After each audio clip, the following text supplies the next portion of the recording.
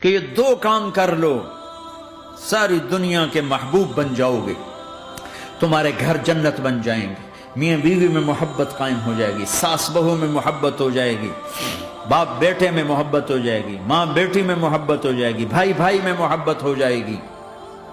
تو کام کر،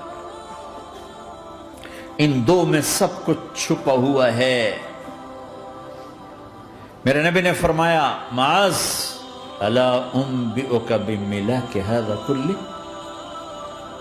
پوری حدیث معاذ بن جبل نے کہا یا رسول اللہ کوئی جنت کے جانے کا راستہ تو بتائیں، جنت میں جانے کا راستہ تو بتائیں، انبئنی بعمل یدخلنی الجنہ۔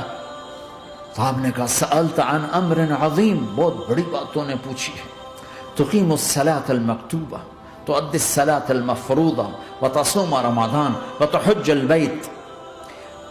معاذ نماز پڑھنا، روزہ رکھنا، زکوٰۃ دینا اور حج کرنا۔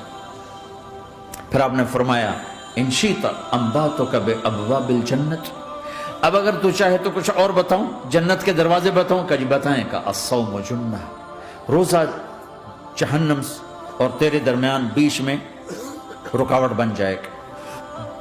الصدقۃ تطفئ الخطیہ، چھپ چھپ کے اللہ کے نام پہ دینا تیرے گناہوں کو دھو دے گا، پاک کر دے گا۔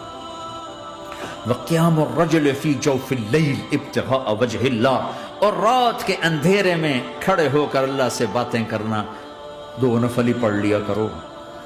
کسی مرد عورت کا رات کے اندھیرے میں کھڑے ہو کے، پھر آپ نے کہا معاذ الا انبئک براس الامر وعمودہ وذروۃ سنامہ وبملاک ھذا کلہ، اے معاذ میں تمہیں اب سارے دین کا خلاصہ بتاؤں، سارے دین کا سرا بتاؤں، ستون بتاؤں، ایک روایت کے مطابق ستون بتاؤں، آخری چیز بتاؤں، آخری چیز بتاؤں؟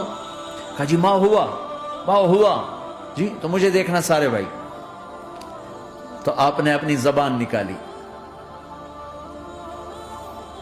اور اسے یوں پکڑا،